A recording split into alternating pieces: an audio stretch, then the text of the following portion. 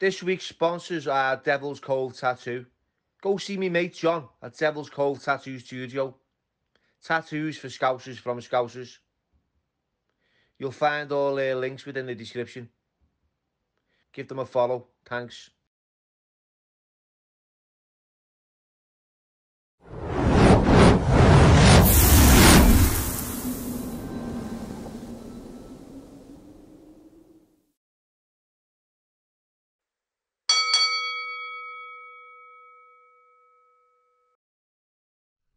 Hello everybody and welcome to the Billy Moore podcast, and today's special guest is Troy Hawke, and my co-host today is Darren Schmidt. Hi. Welcome Troy. How you doing? You're right. Mate. You're all right, Yes, it's a bit weird. Everyone in Liverpool calls me Troy, and that's obviously not my name. My name's Milo, but I'm happy. Just to fill them in on that as well. Milo, haven't I? Yeah. First weightlifter was called Milo. First barbell was made after a fella called Milo. Yeah.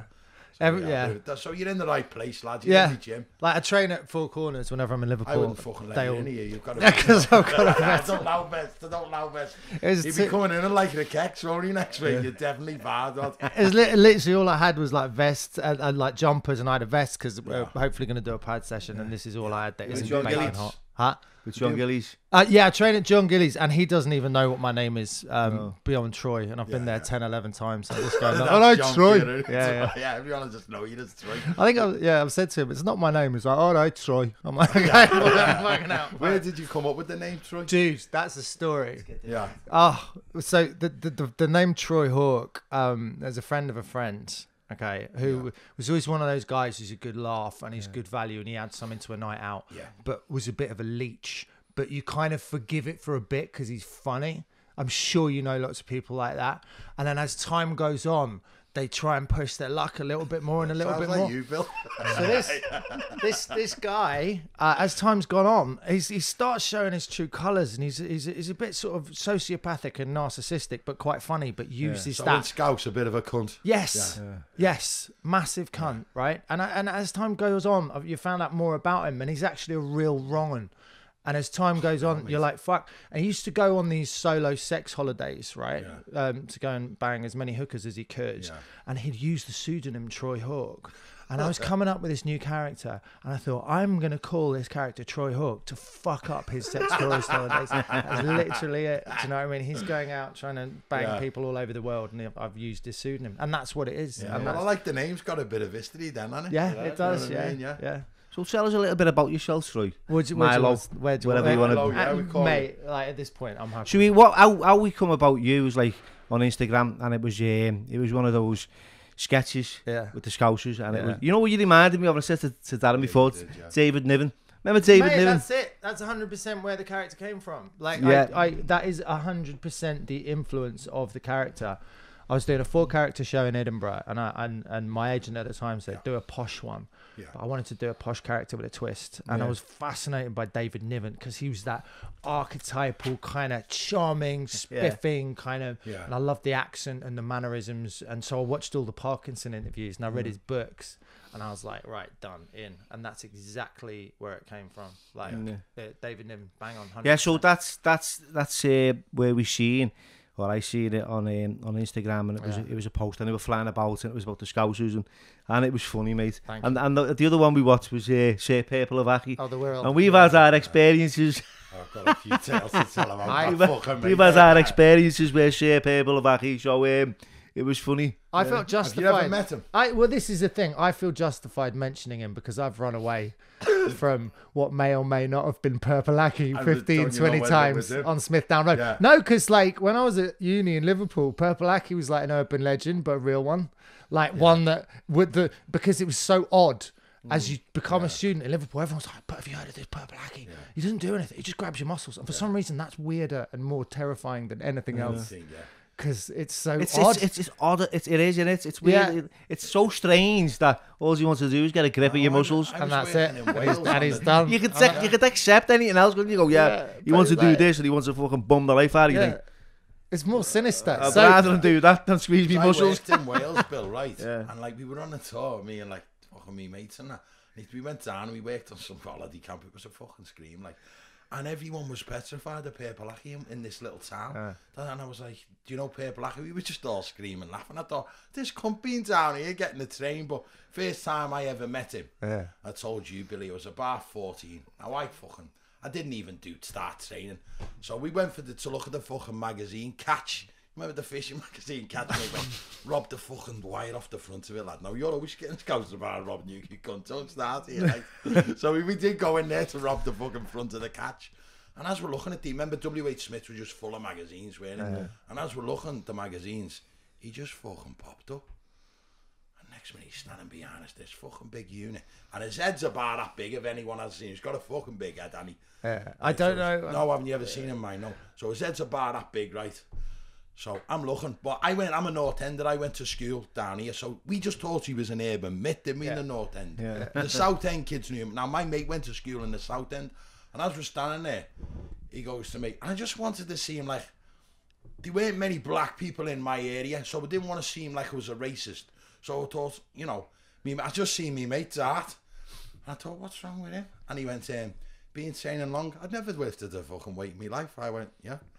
And he went, what gym do you go to? I didn't know what to say. I didn't go to a fucking gym. So I knew there was a gym in Everton Park, the sports centre. So I said Everton Park. So next minute he's talking about bodybuilding. I didn't have a clue what he was saying. I'm agreeing with him. And next minute he just grabbed my arm. And I thought, I know who this cunt is. You know what I mean? And he grabbed my arm. And I went, fuck off. So I legged him. Next minute he grabbed me tight. It was like I was a stripper to him, lad. He grabs me tight. I went, fuck off, lad. And I runs over to the security guard. I went, mate, help me. I said, it's Purple Aki. He went, lad, fuck away from me. So me and my mate ran out this fucking Smith's. And we're running up. And we're running up to Church Street to the thing. And he was chasing us all, mate. It was fucking frightening. You know, you're 14. Yeah. And we're looking around. There's this big fucking purple head coming after us. Now he probably had another purple head coming after us, didn't he? But we got up by the top by St. John's Precinct, you know where the Argos is? Yeah. And as we were getting away, me mate Liam, he'll be watching this, right? As we're getting away, he went, lads, don't be scared of me. We're fucking like that. We stops and he turns around and he went, just keep pumping. Like that, my mate's always on the ale, right? We're 45 now, and every time he sees me, he goes, Darren, just keep pumping, lad. Well, that was my first running, mate. Is that what started you bodybuilding? Oh, fair Was play. that Yeah, I better get motivated by motivated, wanted to do more weight. Upset Purple. I better get my shit together. I got into bodybuilding because I was a fat kid, mate. That was about it. That was all. He would. He is a big topic in Liverpool, and he's probably well wide as well. He's massive. But I can say this now. I can guarantee you'll never see him on a podcast. You'll never see him do an interview. You'd love to, yeah. We'd love to, and in the comments you'll get people saying, "Get him on, Bill. Get him on." And I know where he is, and I know where he's about, and I know what.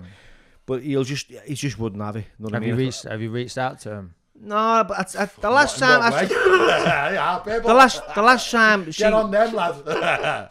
The last I've said a few times, I've had a few experiences similar to Darren where he's grabbing muscles and I'm posing in the street. So I'm posing, I don't know, and I'm going, get me biceps out and he's squeezing them. I'm thinking, yeah, man, this is the fun. Someone's impressed. Someone's actually acknowledged the fact that I go to the gym and I'm working out. And I'm like, he said, the biggest muscle in your body is your leg, you don't sense it. And that's when I clicked. I went, okay, big, Purple, I'm off. And I ran and he followed me and I'm sprinting and he's just jogging next to me. But it's terrifying because it's so hard to comprehend because he's not threatening you. No, it's not. He's almost like, I labelled him a non-consensual personal trainer. Yeah. Essentially. He just wants to check out your muscles, and I think that people don't understand that, and that's what makes him so mysterious, and that's what makes him. Now he's a little bit of a joke because of the kids of today and social media. I seen a video of him on YouTube, and he's in the Aldi, and kids are just leathering him. Where years ago we were petrified, and kids are leathering him in the Aldi, and he's like that, just throwing the stuff in a shopping bag. You know what I mean?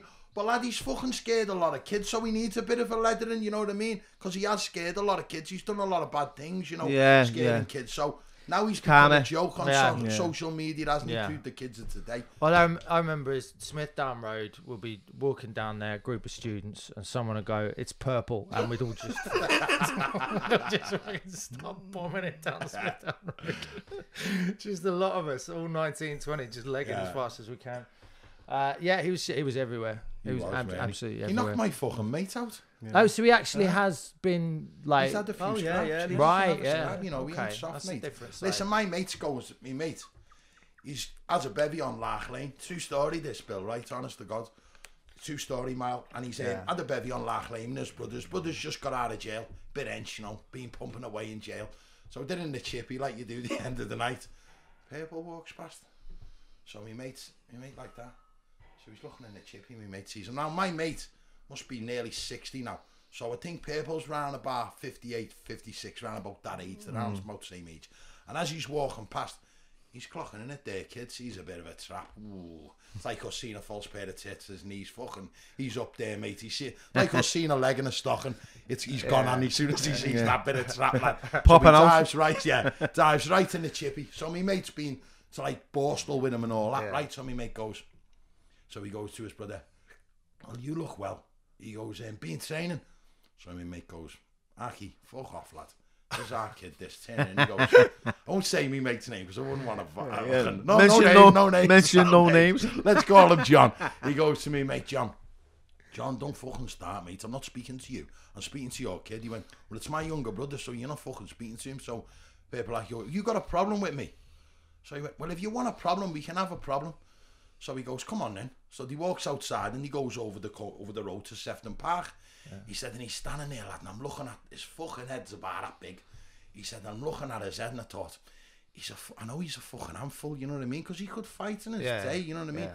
I know he's a handful, so my mate's like that, looking at him, lining him up, right? So my mate just went on, he went, lads, why are we've been fucking right through the institutes together, right? He said, why are we arguing like this? My mate said, it was just like kind of calm him down. He said, then as he turned, he went, fuck off, bingo, right on the napper. He said, lad, he turned like the Terminator. And he said, he hit me and knocked me out. He said, he knocked me out. He woke up and Aki was on top of him. Right? He said, lad, he woke up and I was talking to him. And next when he said, our kid come behind him and hit him with an ausbrich. And he fell off and he got back up. He said, but he was all claret coming down his head. And he went, that wasn't a fair fucking fight, was it? He said, honest to God, lad, it was like the Terminator. Our kid's standing there with this fucking big brick. And me. And in the end, we ran away from him. I said, what happened? He said, well, our kid ran to ours. He had a flat in Lark Lane. He said, we ran there. He said, the phone's in my cab. He fucks off to me, Mars. He said, and as I'm lying in bed about 3 o'clock in the morning, bzzz, bzzz, looks out the fucking window. He went, Mick, that weren't a fair fight. You fucking better get down here. I said, what did you do? He said, they jumped out the back of the window and ran to me, Mars. I never went back to flat for a fucking month. And that's a true story, that lad. That's terrifying. It's terrifying. How the fuck did he find out where he lived, mate? Oh, it's fun. Let's get off the subject of it. Yeah. Fucking sick of him, mate. Anyway, moving on. So, Yeah. whereabouts? Tell us a little bit about where you're from. And, you know, I couldn't believe the age he said he was before. 45? Yeah. Same age as me. Man, can I look at the fucking paper and I've had 2 years. One of these on the you like this cunt, mate. So where are you from and what are you about? So, what I'm about's an interesting one because that could go in any direction. I'm from Surrey, and basically when I was 19, came up to Liverpool Uni and just had my mind blown because I joined a band with a load of guys from the Wirral, and I was a 19-year-old guy from Surrey, and I had no idea what people were prepared to do in the name of fun and having a laugh, and my head just got blown off. I was playing in a band and going to these towns like Greasby and Upton and just looking at these mental people and just going, this is fantastic. These people are incredible. These people Was you are a amazing. singer? No, I was a drummer. Yeah. I was always a drummer. And like just being at Liverpool, I just loved the place immediately. And I've stayed in touch with a lot of my friends from up here, and I've been staying with some every time I come up. But I was studying psychology, and I didn't quite know what I wanted to do, and I thought, I'm going to study psychology. I'm going to become a psychotherapist.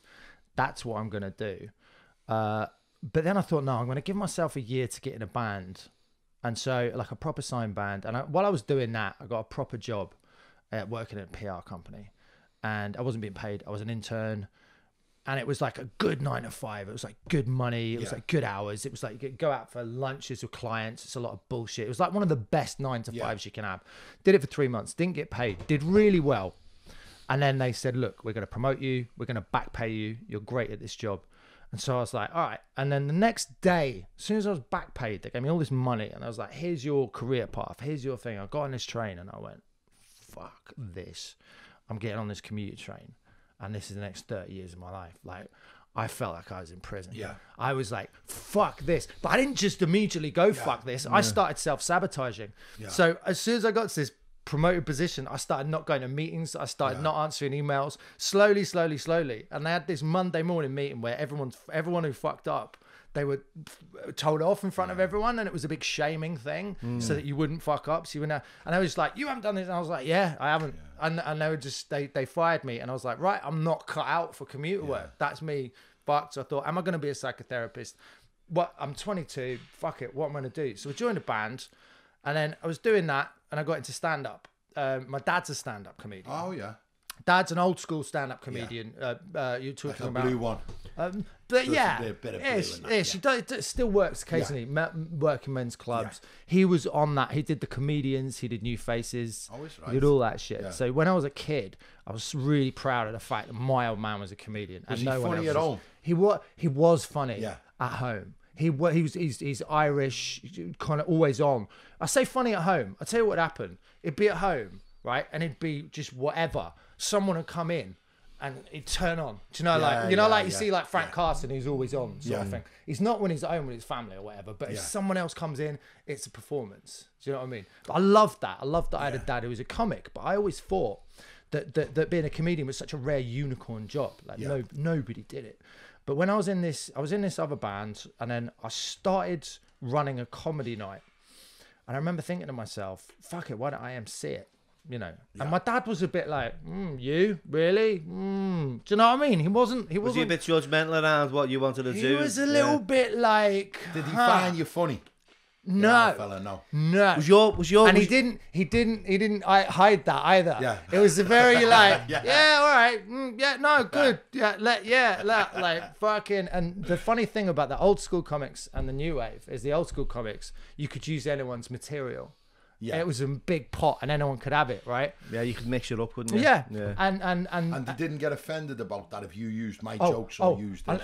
Unless you used all the same jokes in the same order, and then you were out of line. Yeah. But until you did that, everything was fair game. I remember like one of the first jokes I wrote, I told my dad. I was like, he goes, yeah, I'll have that. And I'm like, fuck you on about you'll have that. You won't have that. I just fucking, do you know what I mean? What one was it? Tell us it. Come on. It was shit, dude. It was so embarrassing. Yeah. It was a joke about Prince Charles. Yeah. Like, I'm going back to like 2004. Don't make me say it. Yeah, come on, say it. Fuck it. All right. It was like someone had accused him of having a homosexual affair with one of his house staff. And I said, Prince Charles, he looks like the butler wouldn't melt in his mouth. Right? That's good. We'll have that one. I'll have that, lad. And my dad was like, I'll have that. And we had a proper row. Because like with the newer comics, it's like you're nicking my tools off the work site. With the old comics, it was like it's a big old bag of tools. And so me and my dad had a row about it, and I was like, like he's not supportive. He's a bit like competitive. Yeah. And even now, and it's good. Like he only wants to hear about the bad gigs. He's not asked about the sellout shows. He's not asked about whatever. Don't you think everyone's dad's a little bit like that though? Everyone. Is that right? Yeah, I think my dad was. I think so. Yeah. You've had that experience, haven't you, with your dad with bodybuilding? When I first started competing at bodybuilding, right? And my mate Barry said, "Fucking hell, you good, you know?" And I said, "Really?" So my first show, all the lads come to watch me, and I said to me, "Dad, are you coming to watch, Dad?" And he went, so. Back then, you had videotapes, so me mate goes, there's last year's contest, have a look at that, lad. I think you're better than the beginners sort of thing and that. So I took it home. I didn't have a video on my flat. The RVHSs took about half an hour to put in. My dad's watching the racing, typical Scouse. All right, Dad, what have you got there? I said, it's just a video of like last year's competition. He went, what competition? I said, the bodybuilding one, me mate there, Barry said about entering one. He went, you? Never fucking see me with me top off, you know what I mean? I've never been one of them people. So I said, yeah, all right. So he puts it on and we're watching it and he went, fuck you now. He went, you haven't got a fucking chance. And he'd never seen me, you know what I mean? He went, you can't do that like these fellas. I fucking dejected away and I gives the tape back in the arse pocket, goes back to me, mate. I said, me dad said, leave you. Seriously, mate, what does your dad know about bodybuilding, mate? I said, well, he's told me to fucking leave it. Anyway, comes to the show, diet's right down, does all the training, comes the day of show. So me dad goes to me, Dad, are you coming? So he goes, no, I'm not going there. It's like watching fucking paint, right? Watching them fellas. We're seeing you watching them videos. I'm not going there. So in the end, family member talked him into going. So he comes, and when we all come out, you come out with the gravy on, all false tan. Yeah. So I think there was 30 of us in it. It was back when the big numbers were in the shows then. There was 30 of us in it. And I was the biggest there. So I walks out and my dad's going to his mate. Sorry about that, him coming here. He said he's made a fucking cunt of himself. Going up against all these big fellas here. So a family member turned round and he went, there's our dad and the one in the middle, the big one. And my dad went, that's not him, that's some fucking Italian kid. Didn't realise you were all the false and he was like, oh, and that's not him, you can't do that. And in the end, I think I got third at the first ever one and everyone was like, oh, well done. My dad just went... I think everyone's dad's got a little bit of that in them, haven't he? I think it's a competitive thing. It's like, as a dad, you want your son to do better, but at the same time, you're aware there's envious and jealousy. I've got girls, so I miss this whole bullshit. So do like, if I feel like if I had a son, I'd put all that bullshit on him, right? But with girls, it's like I feel like as just a dad, I'd be a better dad. Yeah. Just protect them when you've got kids. I think it's in that era of growing up, we're all similar. I'm probably the oldest, like, by about a year or two, you know what I mean? But we're all in that similar era of growing up. And my dad, he was like a Victorian dad. You went to bed at a certain time, and I was boxing, and I wanted to impress him and go to shows, and he just never really took much notice, and I felt ashamed. I felt rejected. I felt abandoned. I felt let down. I didn't feel like it was always... but I always felt like I was chasing like... No, my dad was a sound fella. He just thought bodybuilding was puffs. That was a puff. That's about it, isn't it? With my half fella mate, he just sat behind the dugout at Anfield for 30 years in the same spot. So he was just... So I went into football. I was into bodybuilding, so it was, Puff's game. You know what I mean? And I can see where he's come from when you look at some of these fellas, you know what I mean? On the wall. With my dad, I think it's very linear. When he was about 4 or 5, because of his childhood, he made a conscious, subconscious decision, right, it's me against the world. Yeah. So he becomes his own self-contained support system, right? Which doesn't let people in, really. And he's a result of his childhood. And then he, obviously, that's the way he knows to be a parent. He's kind of... So as a kid, you manifest it in different ways. Like, my dad is very kind of self-assured, but also quite self-centered. He's very... I love my dad to bits. We have a great relationship. But as a kid, if you've got a parent who's self-centered or a narcissist, you can manifest it in different ways. So some kids would try and please that parent the whole time. And that would be their existence. It's that out, isn't it? Other kids trying to please them. Well, this is it. I went through the sort of cycle. Other kids would take the lack of attention as I'm worthless. Do you know what I mean? Because the parent has all their attention on them. The kid manifests it as like, I've got no self-worth. And then, so with me, what happened was I idolized my dad. I was completely like, he was just my absolute hero. And then I think that there was this point when I was 15 when I won this acting competition. And I came out, and all that mattered to me is that my dad had seen me get this trophy. And he sort of said, when they said McKay boy dot, they were talking about me. And I was like... and it was like you sort of go, hang on a minute. You robbed that moment. No, that was my go. Yeah. That was like, and at that point I sort of went, there's something's a bit wrong here. So I had to get over that. And then when I actually trained to be a psychotherapist. And part about being a psychotherapist, you have to have psychotherapy yourself. And let me tell you something, right? Boxing gyms, comedy green rooms, there is no, to my mind, more unsettled group of people or like more batty people than trainee psychotherapists. Yeah. Honest to God, like all of the people in that room who were trained to be psychotherapists, I was like, you are joking, aren't you? These are all... Yeah, well, I've been on the receiving end of therapy, and I know the therapists that have been delivering their sessions fucked up. Yeah, just as fucked up as me. Really, yeah. My fucked up. You have to go through that experience to be able to identify with someone. Yeah. So you couldn't, like, for example, it's like, someone wants to talk about addiction or mental health, they've had to have suffered it or been on the receiving end of it to kind of describe it and identify with you and say, well, this is the way out and this is how it was for me, and I can offer you a bit of guidance. Because if your textbook reading stuff and going, okay, so this, we're going to talk about addiction, I've read this and this is what you need to do. Because years ago, as a kid growing up, I used to have counsellors come to the door, textbook counsellors, clipboards, ties on, mate, what do you fucking know about me, right? What do you know about addiction? Go away. And I wouldn't relate to them. So it was only when somebody turns up who'd been there and knew who'd been there, you know, it was visible evidence for someone who'd got the shit together and were in recovery and went, Bill, look, follow me, mate, this is how we do it. And I thought, you know what, I'm gonna give this a try. And it did that, and it changed my life. Because it's the perception, we look at other people and think we can elevate ourselves or with language. Like, you're quite articulate. Thank you. You communicate really well. I know I've been fucking lost a few times. I've seen your eyes wander. What happens though, when we growing up, when people like that, I feel threatened. Yeah. I used to feel threatened and I used to want to be. Yeah. I haven't swallowed that dictionary. I don't know what he's talking about here. Yeah. So I'd feel less than. Yeah. And I'd think, does he think he's superior to me? Yeah. Because I can't communicate? And I'd get angry. Yeah. And arguments would last like literally seconds because. Who with these like counsellor? With anyone who had. I never met anyone like that. Anyone who had an education. Around people like myself. So. Yeah. But anyone who had an education became a threat. Mm-hmm. And that kind of motivated me to learn. And kind of like develop awareness around how I behaved and how I reacted.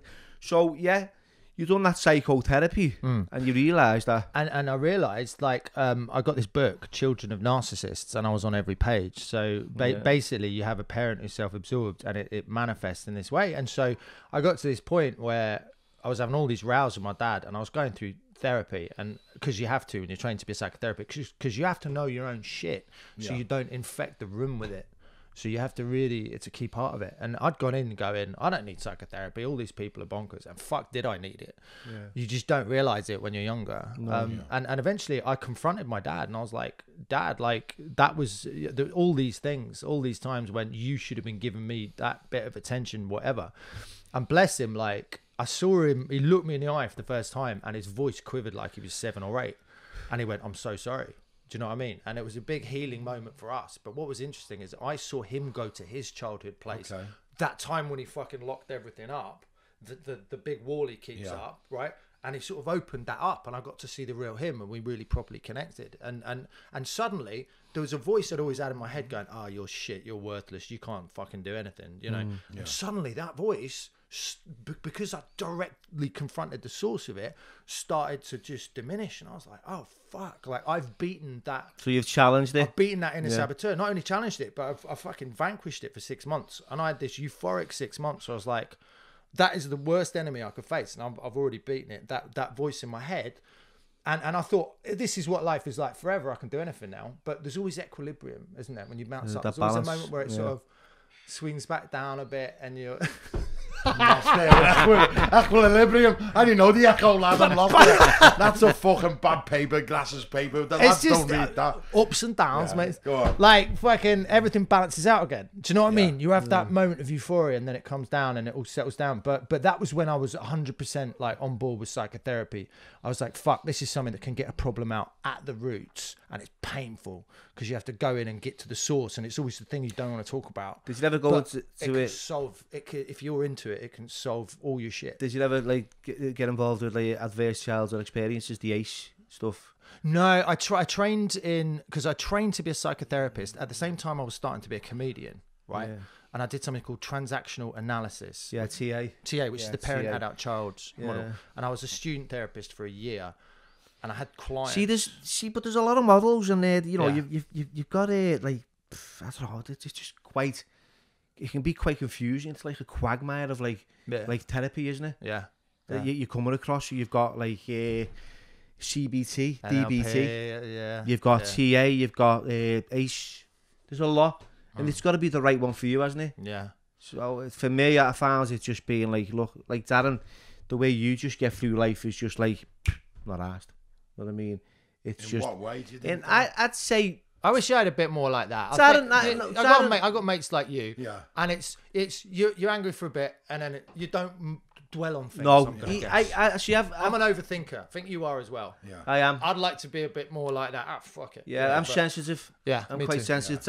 I think Darren's sensitive as well, but he hides hides it very well. But he also, but I'm not. You do like sitting here like, oh. We're gonna. Let's see how sensitive he is. Yeah, we're gonna do a therapy session with Darren.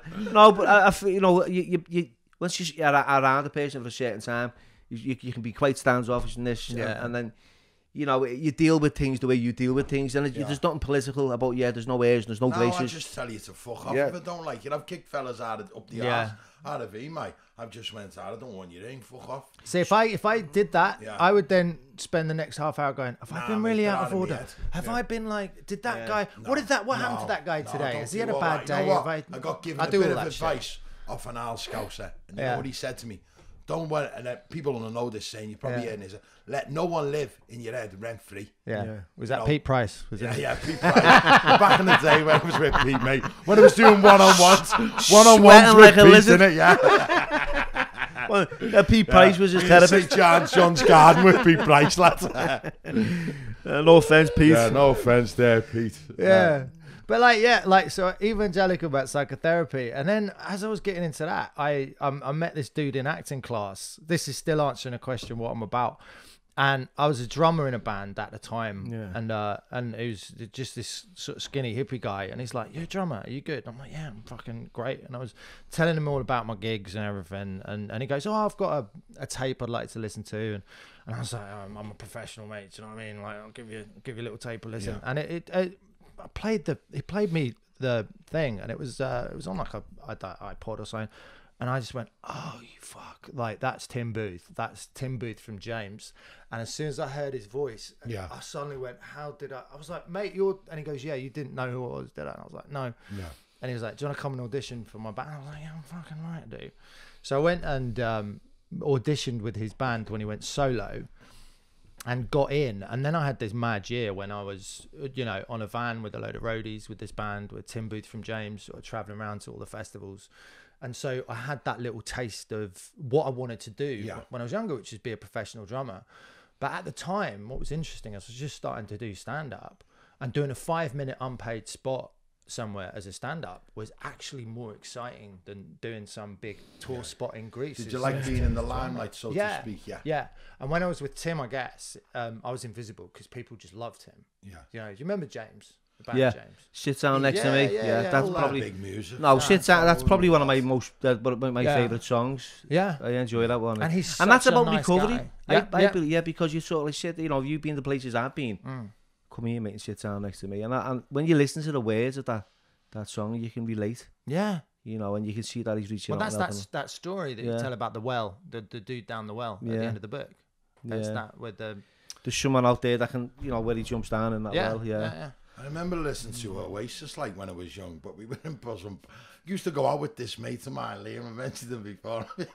We get off our trolleys, and we'd end up back at my flat. No fucking beds, the pair of us, no beach left, and the two of us would be sitting there, and that bastard would put Oasis on, and they would have a few old cans of ale, and we'd both sitting there looking at one another off our bonnets, and he'd go, "Bang, that fucking Oasis song." Can't even remember what's the Oasis songs. What Bill Main one?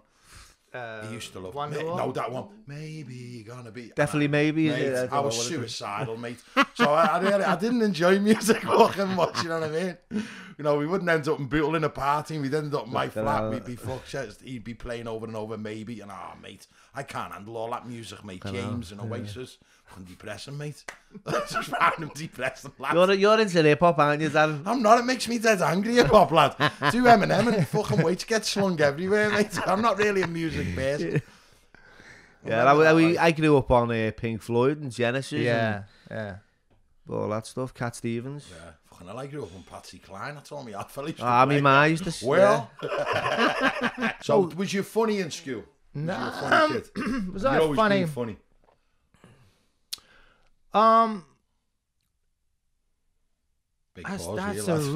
That's a really hard one. Okay. Was you the class clown and that?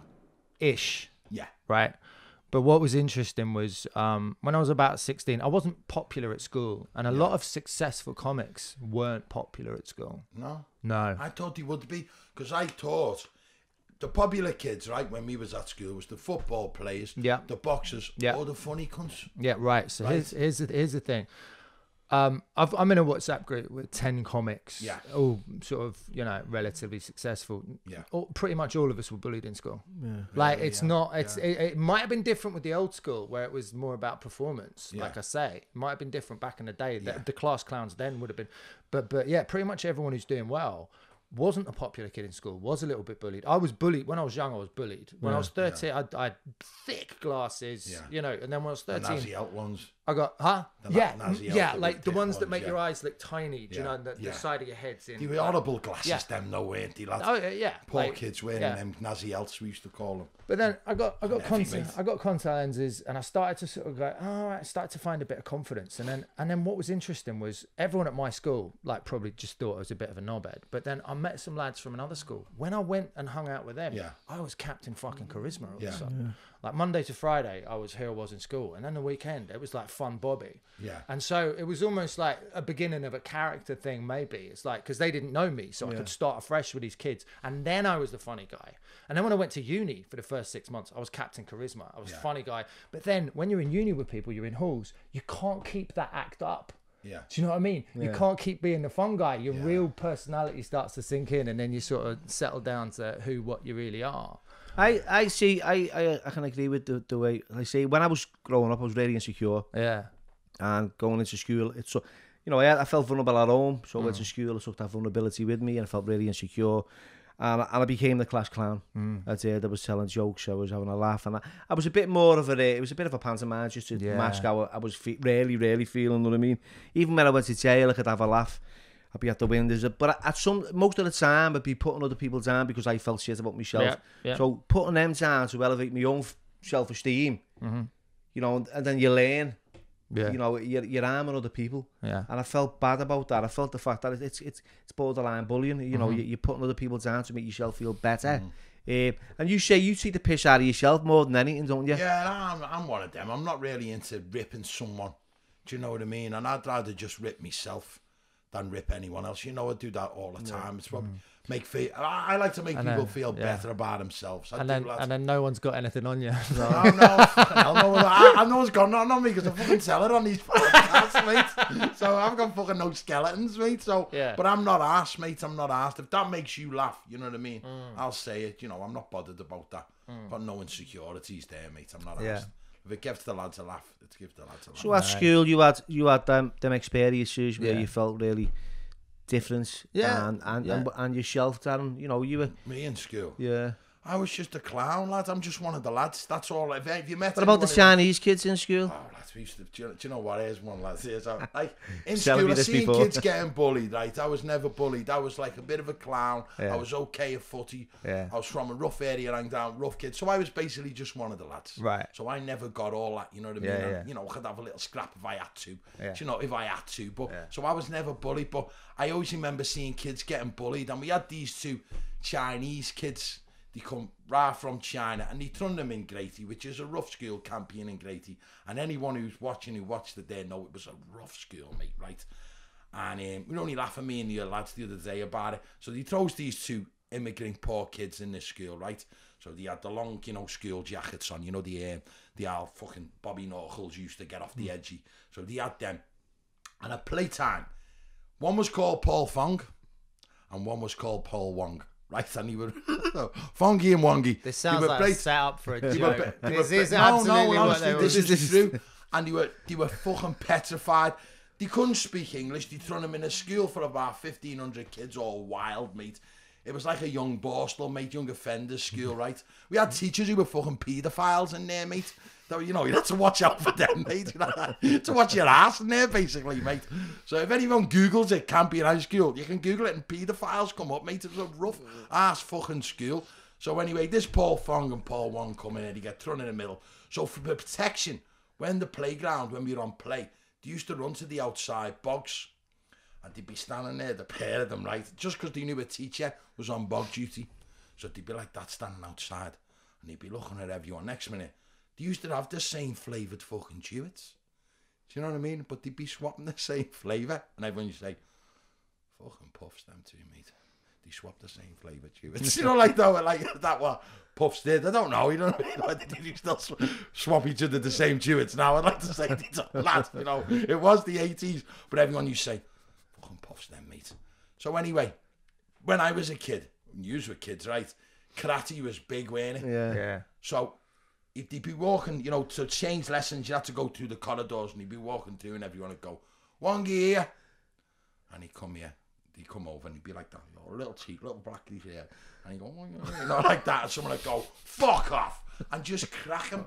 And the kid would fall to the floor, you know, like, and he'd get back on. Someone would say, lad, he can do karate, you know. He just doesn't want to do it, mate.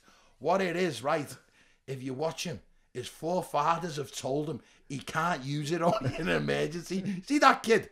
You know, if he would have went like that one day, whoa, the old fucking school would have went legging it, mate, wouldn't he? Because of Bruce Lee. But I seen people get bullied. They got bullied terrible, mate.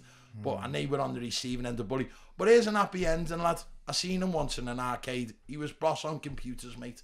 And I seen him just playing away. And I went, now then, Fongy. And he went, little gnashes. And he was flying. He found himself a place in life. I believe he's a computer technician now. So, you know, he got over it, didn't he? I think school and growing up molds. I was going to say, like, when I was about 11, I was a totally naive little kid. You know, I had a mum that did everything for me and wanted to. I think her real thing was preserving my childhood as long as possible. And she was brilliant.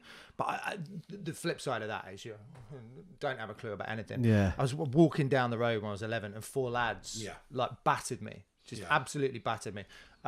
Just come down like, all right, mate, what are you doing? Oh, look, do you want to go up there? They're selling bikes for £2. And then I was like, selling bikes for £2? No, they're not. Oh, shit, something's about to go wrong here. Well, I'll just keep walking. Then I sort of got pushed in this nunnery, got battered everywhere, and like ran all the way home. And what happened was, that was at 11. I then had an exaggerated fear response to any threat of physical violence that lasted probably till I was 27. Really? Yeah. Yeah. Wow, because it was like it was like such a deep psychological thing. Like if I was on a night out or whatever, and it felt like someone was going to start, my heart would start like it was totally uncontrollable. It was I'd get this massive, and it got to a point where I was like, I can't live like this. So I'm going to have to deal with it. So I went to a boxing club. I was like, I'm going to go and get smacked in the face. Fuck it, because I'm not going to be afraid of it. Over with. Yeah. Yeah, and I started doing that, and it was great, and it worked. It worked straight away. I remember I was a percussionist in a club, and this guy tried to nick my sticks, and I just sort of put my foot on his hand because I was on a platform and looked down at him. He was a big guy, and my heartbeat was just totally calm, and I just went, "No, you're not doing that." And he just looked at me, and I looked at him, and that was it. And it was like, I've gotten over it. This thing hasn't got me in its grip anymore. Do you know what I mean? Because I was like proper shithouse. Like I just go, grrr, like all my circuits would fry. And then as soon as I started boxing and sparring and stuff like that, and then I just loved it. And I think the reason I love sparring and boxing is the same as comedy, because there's so many bad habits you can form, so many little tiny twists of technique that suddenly make you look better. You've got to be loose, you've got to be in the zone. I love anything where you have to get in that flow state, and that's comedy and boxing. Do you know what I mean? I think I had that experience for me was like growing up. I was hit a lot by my dad. Like, I became numb to the pain. And the boxing started really early, and I was getting bullied in school, and I was quite like small. I had little knobbly knees, loads of freckles, shock of ginger hair. I was getting stick like there was no tomorrow, and I was sick inside of it, and I had to do something to change. And someone said, look, you know, if you don't stand for something, you'll fall for anything. You know, and I joined this boxing club, and all I remember, and it was a boxing coach, Paul King. He said, just keep your hands up, and that's all I knew, just to keep my hands up and protect my face. He said, you got a good defence. He said, that's all I've ever fucking done, is just like curl up in a ball and cover myself. So we had that defence down to an art. And I remember learning a little bit of boxing. Someone fronted me that had always been giving me an hard time on the way to school. And I had that, bang, put up my fists, throw a jab, and then a cross. And that's what I did. And I hit him, bang, and he went on the floor, and I thought, it was Joey Ryan. Joey Ryan, he was standing there watching it. He went, fucking hell, lad, you just calls him there. And I felt good. Oh, well, I did. I felt good about myself. I felt like I'd actually stood up for something. And you had a bit of control over your environment as well, I presume. You were affecting it instead of it affecting you. Yeah, and it was like from then on, you know, I wouldn't allow anyone to take the piss out of me. Yeah. And I did get beat and I did fight back, but that was how it was then growing up. But I had that from an early age. So you had it from the age of 11 till in your 20s. Yeah. You've had that ultimate fear. Because that's what it will be. Yeah. You know, and you've had the kind of experience where you've just gone to camping, you don't get that. I'm not, you know, I went to work on a door at 17. Yeah. And I'd never really experienced that, what yous have had, you know what I mean? I was just like, get stuck in, you're a shit house. Yeah. And that's all. Isn't it mad how different paths? Yeah. Completely, yeah. I thought if it gets sparked, it gets sparked. I didn't have that, like, oh shit, you know what I mean? Yeah. I always wanted to be, when we worked, first there. Do you know what I mean? Because I didn't want the reputation that a few others had. Like if, I'll tell a story now. A few others had that. I didn't want that rep where the older lads go, see him, lads, watch him, he's a shit house, we're working with him this week. Yeah. But I didn't want that, so I thought, I want respect out of the older fellas. Yeah. All the older fellas I work with, so I'm going to be there first for the fight. Do you know what I mean? I'm going to be the first to front it. So I didn't have that sort of fear, but I remember working one time, you know, I was only 18, I went to work in town from Buell, because Buell was a rough yard, mate. So I went to work in town, and the first like sort of fellas I worked with, I'm working on this bar. I won't name no names as usual. I won't name the names of the bar. But I'm working with this fella. Well, I told you the story, didn't I? We christened the story Hands of Stone, didn't we, lad, right? So working with this fella, right, Mike? So he goes, you working with me tonight? La, he said. So I said, yeah, mate, yeah. He went, see me, lad? I got all the birds, you know. I said, yeah. Oh, no, mate. Thought he's a bit of an ugly cunt, this cunt as well. Well, he went, what you weigh? And I was about 17 stone at the time. I said, 17 stone. He went, I weigh 18, la. I said, okay. He went, what you bench press? I went, 320s a side. He went, I do 4, la. I went, okay. He went, people have said about me, la. He said that I could have been heavyweight champion. I could never boxed in his life. Like. So I'm thinking, fucking hell, mate. And then he's going, I'm a good looking fella, you know, la. Looking at him like, and I'm thinking, and he's looking at me, and I'm a bit of a tubs, you know what I mean? And he goes, you know, I've got abs and all that, you know, lad. You should see my chest, it comes out like that. I'm looking at him, I'm thinking, fucking hell, has he doesn't look like he looks like that. So anyway, we're standing there, and two students come in the bar, and he's telling me all these things about himself, and I'm fucking listening away. Two students come in the bar. I know the way they have the cocktail stands outside, right? And 2 for 1 and all that. So the students leave. He must have got the knock by the bar. So they come out and he volleys all the cocktails. Probably you was the fucking roundabout, a student roundabout then. Yeah. He volleys all the signs down outside. So I said, hey, fucking pick that up, you. No, it was our bar we were on. So he went, what? I went, pick that up. So he went, I fucking won't. So as I walked over to grab him to pick it up, he stood back and went to crack me. So I just give him a quick slap. Just a slap, Bill. And it was slippy there. There's wood all outside the bar where it was on. And he slipped and fell. So next minute, I didn't know. His mate went to fucking steal it on me. And Hands of Stone, the fellow who'd been saying he was this, that, and the other, ran over and he went, and he gave him the worst body shot I've ever seen, right, in my life. He was the worst body shot, and the kid went, you're getting fucked. You know, like that. So I'm standing there anyway. He got the other students up and the two of them walks away. But Hands of Stone had gone round telling all these fellas on these other doors how hard he was. Yeah. I fucking believed him, lads, you know what I mean? And I told everyone how hard he was. So we're standing there. Next minute, 2 doormen come down. Hands of Stone. That's not his name, like we just did it. Have you just fucking hit some kid there in the ribs? And he went, he's getting in an ambulance now, lads. What have you done? Right, Hands of Stone is looking at his hands and he's going, why? Why? I knew I shouldn't have used them. And I'm looking at him, and I'd worked with all the All-Pro boxers, like Joe and all that, Joe Hannaford, Gary Ryder, you know, Shane Neary. I'd worked with all these proper fucking hard hitters, and I'm looking at Hands of Stone, I'm thinking, lad, that was fucking crap. You know what I mean? They were body shots. So next minute, another 2 doormen come over. Wow, man, you broke all his ribs, lad. Fucking hell, I believe he's in the ambulance at the top of the street there. He's in a bad way. So I'm thinking, what's fucking going on? And the Stones looking at the hands. Next minute, our boss turns up and he goes, what have I told you about using them, lad? You're a fucking weapon, lad. You know, that's what they'll class you as when you go to court. They find out about you, lad. They're fucking weapons. So I'm like, I just got up and went like that, you're getting fucked. Right, so everyone's fucking, all the doormen from different bars are coming over. And the Stones loving it, mate. He's like, I might run off to London, he said to me. That's what he said. He went, I think I'm going to have to get off, lad. I'm going to have to go to London. And I'm thinking, what's going on here? Next minute, there's two students come past, pissed as fuck, arms around each other, and I went to answer Stone.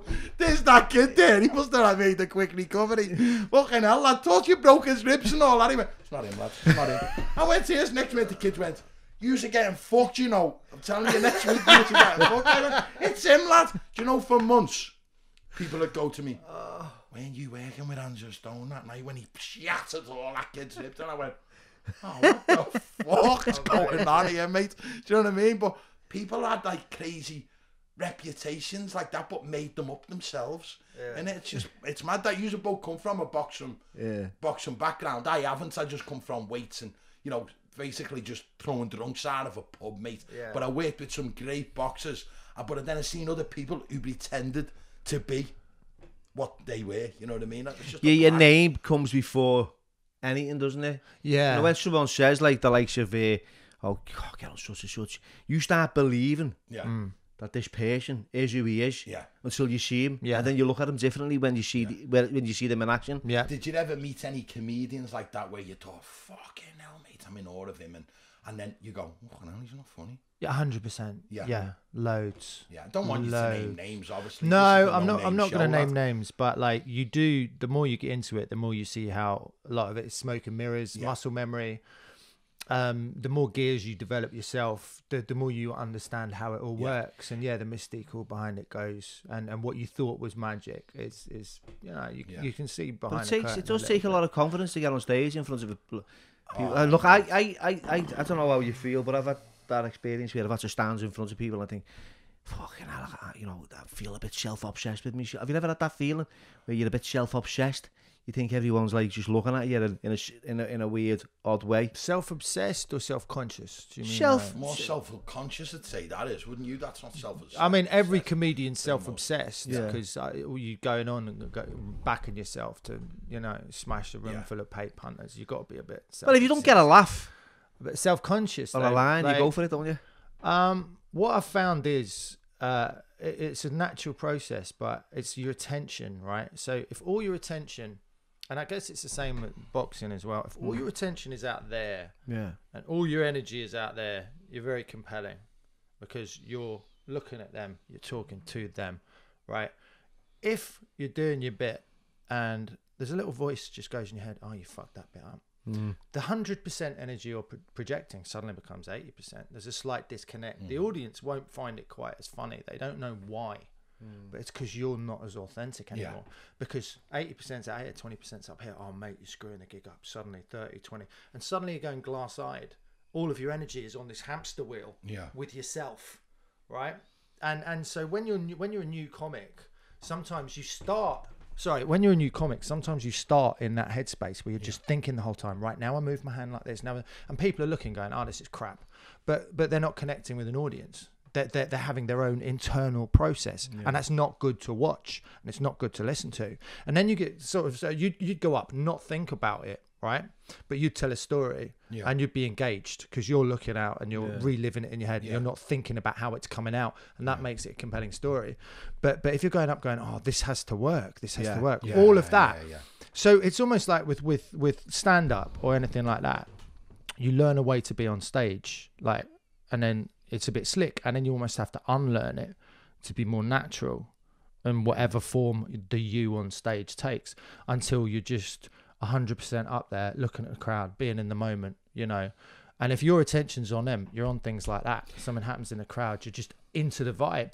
You identify a vibe in the crowd, people are going to laugh just because they know you're 100% in the room with them. This is good for us because we've going forward, I think we could entertain people on stages. And, sorry to interrupt. Here's a really good one. If you do start going into your head right? If you're telling your goth story at the Adelphi with a fucking bow tie in front of 6 with 1,000 people, got one, mate. all you have to do is what I do now. It's really simple. Is all of your attention, one audience member. Just stare directly into one audience member, and then if you make sure you absolutely put all your attention there, all the thoughts you're having about what you're doing, which take away from how good you are, all of them go, because you're just firing it all at that one cunt. No, but what if that fucking one person doesn't laugh? You fucked, aren't you? That's killed. I do agree with you, because when I've done like public speaking and I've spoke, I speak to one person directly. Because what happens if I tend to start looking at other people?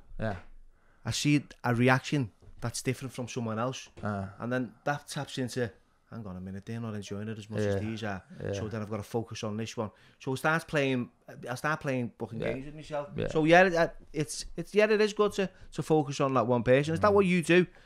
See, your act, right? I watched it this morning, the baby in the cot, the missus next to me, and I threw it on YouTube, and I thought, I'm gonna watch a bit of Troy Hawke, a bit of research.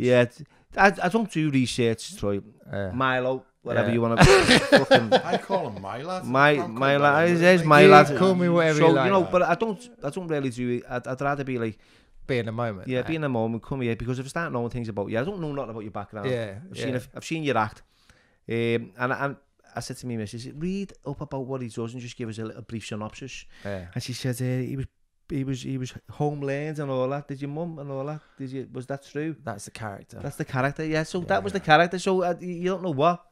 What's what really? So she went, but it doesn't make any sense. I said, okay. So I tell you what, though, he's a good-looking fella, isn't he? Did you get many beds when you was tinging? So again, we like, open and honest, I was an ugly kid, and then when I was like 15, 16, suddenly it was like, you blossomed. What the fuck's going blossomed, on? But as you're like, I'm still after my blossom, Bill. but again, it's another thing that becomes a sense of sort of a source of self-esteem. And when I got to uni, it was just like, I was at a boys' school. Do you know what I mean? I was terrified of girls because I was infatuated with them, but they were so mysterious.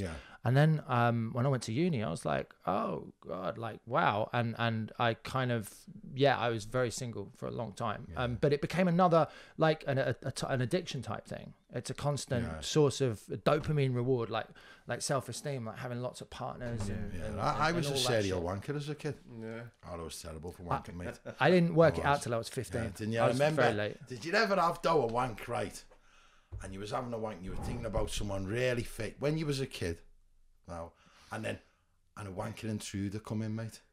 And she was horrible, and you thought to yourself, oh, what's she doing coming into this wank? But then you just went with it. I hated them intruders, lad. And you end up coming your load on an intruder, and she was horrible, and you think, get her out of me head, why have I banged her? Hated intruders. Do you mean like someone who's your mate's girlfriend or something like that? Or I'd smash her. I mean, like your mate's ma, lad. I'm worse, lad. I had the scenario would start, right, when I'd be wanking about looking like another girl my age, and then I'd go, remember, but you went round to your mate's ma, and I was always, and then she asked you, would you? I was always putting suitcases on the top of a wardrobe when that was the wank. Do you know what I mean? Because I don't care, lads, when we have a wank, right? You wank about a situation, and my situation was, I'd always end up knocking for me mate, and it just come out of the blue, and then it's so the fantasy. This would be the fantasy, and then whoever man it was would jump in. And you think his ma's horrible, lad. She's horrible. But why she come in? She's fucking an intruder. I was wanking about a fit bed, and she's come in on this wank. And next minute, I'd be putting, it was always a suitcase on top of a wardrobe, mate. So I'll be like that in the wank. Putting a suitcase on. And next minute, I'm like, got his mad over the bed. And in the wank, next minute, I come low and I go, like you do. And I go, I have never heard. Hell, I hate them intruders, mate. I've never heard of a wank being hijacked. I've never heard I of always that. have hijacked wanks, mate. They're the worst wanks ever. I call them intruders, lad. But you do have the option of stopping and resetting, though, do you not? I just go with the intruder, mate, and she's got like big horrible granny knickers on. I'm pulling them to the side and all that. And I think, don't do it now, Bill. I'm a happy married man. But when I was a kid, and then I'd go, oh, mate, I've just let her intrude it there. And then I'd see his ma the next day, and I think, I'd be riddled in shame and there's that show from before where you don't want to have anyone living rent free. This while I'm putting fucking suitcases on the wardrobe. I think that's where it come from. Just keep away from Mars. Keep away with suitcase. But I bet you did get some birds though. It got to a point where, because obviously I was in a band. Every job I did was sort of out and about. And then it does get to the point where you think to yourself, I was in my late 20s and I'm like, why am I doing this? It's all ego. It's all, you know, I've done everything. How did you just fucking roll with that? I must have had a massive ego bill. I just roll with it. I just got to a point where like, I need something different now. And then luckily, like every woman I'd meet, it would always be the option of, well, there's you and you're lovely versus me being able to do what the fuck I want all the time. And I'm sorry, as nice as you are. And then I met someone when I was 30 where that whole scales just wasn't there. I was just like, oh, this is easy. There's no drama. There's no manipulation. There's no ulterior. She's talking to me on a level. There's no mind games. She gives a good and suck. She's amazing. And she's the mother of my children.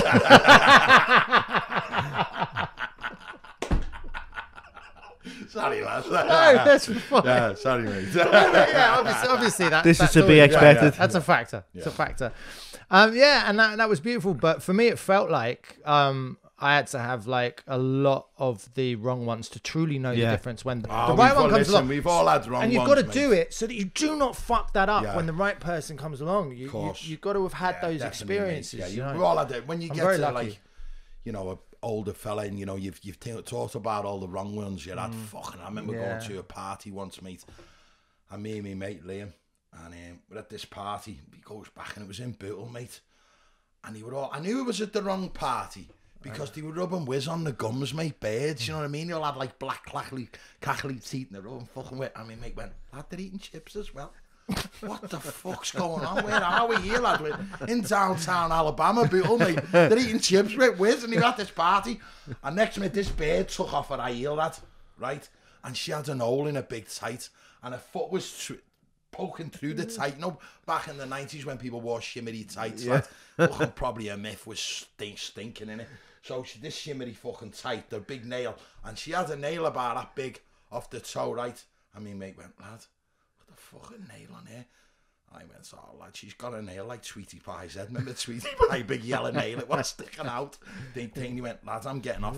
Lad, I went asked, I stayed, mate, I got Sweetie. I wasn't bothered, lad, I can imagine you had your pick. Mate, I just went for Sweetie, and Sweetie was fucking short stuff, Bill.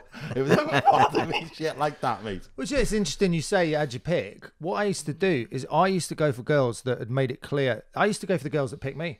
Like if because then I wasn't risking anything, and then I was in control. So I'd be out of a club, I'd be dancing around, I'd see someone looking, I'm like, all right, she's picked me. I'm saying, you know, I'm not going to risk anything going over there. I was so insecure that I couldn't have gone and chat up a girl I didn't get a signal off because I wouldn't have been able to take the rejection. Do you know what I mean? The rejection's big, isn't it? Yeah. So I would always get in a situation where it was someone I knew like me, so I was always slightly in control of it, so I could skate over it and end it when I liked. Yeah. So basically, like emotional control freak. Do you know what I mean? Totally. Like my whole life. Yeah. So you've had a... I love it. Dopamine rewards, wank hijacking, emotional control freak, Tweety Pie tone. It's like, well, you know what I was saying about like, you were scared of rejection. That didn't bother me. I got rejected. I wish I had a bit of that hide. I wish I had a bit of that toughness. I remember being in a club with me mates, and he was this older girl, and we were only fucking 17 or so. And we were all on the garries, and this fucking bird's dancing away. She was older than us. She was 23, 24, and me mate went. So she was mates with me mate's sister, older sister. So like we were the younger ones, and she just kept coming over, checking we were all right. You all right, baby? You thinking water? You know, it was the height of the fucking rave type of scene. Yeah. And we're all there off our barnets, mate, and she's coming over checking. I said to me, mate, he fucking fancies me, yeah, lad. He went, she doesn't, mate. I went, lad, stop being jealous, cunt. Right, she went, she doesn't fancy, she's like that with everyone. I went, mate, she fancies me, she just comes on over, she's coming over with paper towels and all that, you know. So at the end of the night, I went, I'm fucking asking her out, right? And that, when you're on the fucking garries and you're flying and that, you know, you're young, and you've got all this fucking confidence, haven't you? And I remember being in this party, and he must have been about 30 people in there, and I said to her, when are me and you going out? And she went in front of everyone. Never. Oh, lads, talk about it, come down, kid. I remember going about thing. Jesus Christ. And everyone just screaming at me. But I got her back, lad. I got her back. About 2 years later, I'm on the door. You know, I'd blossomed a fair bit, Bill, you know what I mean? And she come up the club, she went, hiya, Darren. I went, I don't know who you're at. She went, remember that time? I went, I don't know, I can't remember, girl. And I just fucking legged her. I didn't even give her a walk over, Bill. Got me revenge on that fucking mate. Never. So, it didn't bother me, rejection, mate, where you said you would have been fucking... No, clearly, you held on to it for 2 years and got a cold revenge. Definitely didn't bother you. No, but it didn't bother me. I went off me back, but she's not getting away with it, lad. I was thinking that. She's going to come to the club and I'm going to fucking get her, lad. Nobody does that to me. Mate, I'd tell you what, it killed me off. Yeah. All that. Which rejection. Yeah, rejection. You know, because like, growing up as well and having my ear bit off us for at the age of 15, I felt really like insecure about how I looked. And I'd been boxing and my nose was all broken. I thought, you know what, fucking hell, I don't even fancy myself. Never mind finding a bear that's going to fancy me. Yeah. So we had that. I think that's what kind of like took me down that path of like destruction. Yeah. And devastation. It was like, you know what, I'm not asked about myself. And when you don't care about yourself, you don't care about anything else. No. You become, the most important thing is what's in front of you. Yeah. And for me, it became drugs. And it became escape. And I know a lot of people go, oh, well, why did you take the... Well, I don't know. It was, I didn't take it because I wanted to change the way I felt. I took it because it was there. And I wanted to be accepted and be a part of something. And I didn't realise that I had an addictive personality. And then when I did pick up, I didn't stop. For years, for decades, you know. And I was in and out of a lot of toxic relationships. I drifted in and out of them. I used to move in with birds who were in their 30s when I was about 18 and sit there watching cartoons thinking this is how it should be. These have got kids. They had kids who were like 2 years younger than me calling me dad. You know, and I thought this is it, the family life. Oh, fuck that, Bill. Yeah, no. Mate, when you're so kind of like low in yourself, and you've got that feeling of not being loved by anyone, you'll accept anything. Of course. You know, and that's for me, that's what it was. I felt, you know, if you know, just fucking hell, just the sad thing is some people will subconsciously reject good partners because they feel like they don't deserve it, and they'll be drawn to people that treat them like shit.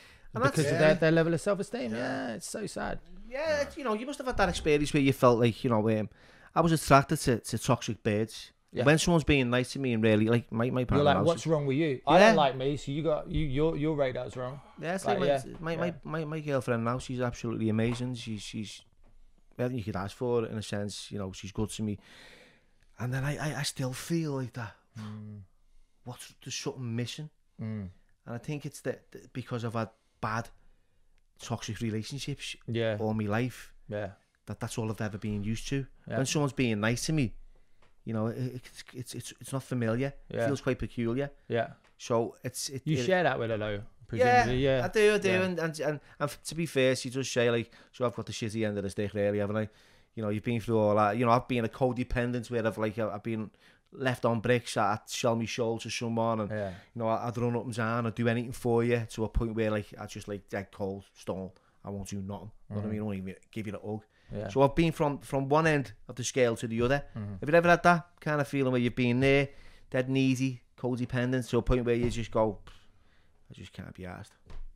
No, I've always, like, I think before I met my wife, I was such a control freak. I always kept things in an area that, in relationships, that was comfortable for me, where I was pulling the strings, so I could never risk sort of being hurt. Do you know what I mean? Because I got dumped when I was about 18, and it was a 3-month relationship. But I again, for the next 3 or 4 years, it was like an emotional version of being beaten up by those lads. Do you know what I mean? Like, I didn't let it just crushed me. And I don't think when you're dumped at 18, I don't think it's necessarily the heartbreak. It's like your ego. It's like it's the first time someone properly gets to know you, like everything about you, and they go, nah. And I think your ego takes a walloping. Do you know what I mean? I think mine did anyway. You know, I know, like you were saying, this is the kind of thing that just...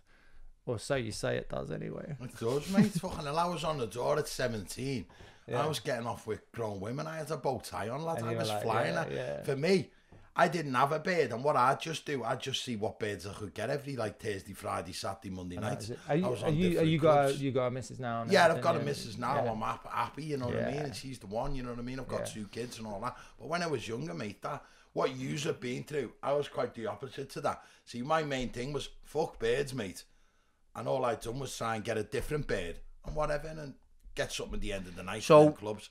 There's something that we used to talk about years ago, and we're like putting a plaster on a disaster. Yeah. You ever had that experience? Oh, yeah. When there's a bit of rejection, what you'll do, you'll just go out and meet someone else and put a plaster on it, and what happens is years later, them wounds reopen. You know, when all those old relationships that you've had, kind of the one that you're with, gets the brunt of it all. Yep. And that's what it was for me. I'd put a plaster on a disaster. I'd been in our relationship breakups and makeups and shake-ups, and I'd go with this one, I'd go with that one. I've been to Thailand, so you know what Thailand's like, you know what I mean? You're in and out. You know, you can go and rent a bed over there and change the way you feel with there. Yeah. You know, and I had this idea, right, that if I met a bird in Thailand, I couldn't keep him more than 3 days, because someone said, more than 3 days, it becomes like an addiction. Yeah. You've got to break free of that. So I go, okay, 1, 2, 3, move on to the next one. Because I didn't want to give me heart to someone, and I'd be giving me heart to women that couldn't even speak the same language as me. I know, but Bill, why were you giving heart to them if they were brasses though? Because I was I had low self-esteem. I had low self-esteem to a point where, like, but didn't you just want to go, right, they're only a brass, bang them, go to the gym, have a bevy, same one, different day. I would have liked to have. I would have liked to have, like. I would have just done that if I was in Thailand, mate. I would have liked to. Yeah, but I was living there, so I thought. Even if I lived there, Bill. To me, I thought I'm going to adopt a new culture, learn a new language, and try and relate with someone. And for me to do that, I had to be in a relationship instead of, like, just because I got to a stage where no matter where I went geographically, I didn't feel good or happy about myself. So I was like, I could be on a beach, you know, with the sun cracking the flags, birds running around in bikinis, and in my mind I'd be thinking about a crack den, and I think they're having a better fucking deal in a crack den in Breck Road. You know, the fantasy of it all. So for me, I thought I'll try and relate to someone, and when I did, I was emotionally stunted. I was emotionally insecure and unavailable. And if they said one thing or I read the text a bit differently, the sensitive side of me just come right out, and I'd just be like a fucking ice cream and start melting. No, I'm not like that. Now it's like it took a lot of therapy for me over the years. I had to go through a lot of talking to people and dealing with it, and, you know, looking back, because the contributing factors are when you're young, it's not like it's the rejection from your dad. For me, it was the rejection growing up. I was rejected, and I was abandoned, and I felt lost, and I felt I was chasing love and empathy and compassion and understanding. I didn't get it at home, so, you know, I found it in the streets with me peas, standing on corners. My first relationship was with a brass. Yeah. You know, I was with her for like it was only short, 6 months, but I fell in love with her, even though she was out selling her body on the streets. Yeah.